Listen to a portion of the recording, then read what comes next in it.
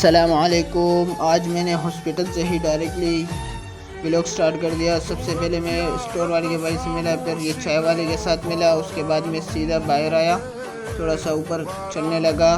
बारिश हो रही थी, उसका मज़ा ले रहा था। तो उसके बाद मैं चला गया मस्जिद में नमाज़ पढ़ने के लिए। नमाज़ मैंने पढ़ी, उसके बाद मैं थोड़े से बड़े लोगों के साथ मिलना। उसके बाद मैं आया हॉस्पिटल वापस। उसके बाद हमने समोसे मंगवाए, हमने समोसे खाए क्योंकि ठंड का मौसम था, बारिश भी हो रही थी। उसके बाद हम लोगों ने चाय भी मंगवा ली और मिलजुल कर चाय भी हम लोगों ने, हमें बहुत मज़ा आया। आप भी कमेंट्स में हमें बताएं कि आज आप लोगों ने क्या क्या किया। आप लोग यहाँ भी तो बारिश हुई होगी। तो फिर मैं वापस आया, इन लोगों के साथ दुआ सलाम की। फिर मैंने गाड़ी पार्किंग से निकाली और सीधा आया घर की तरफ।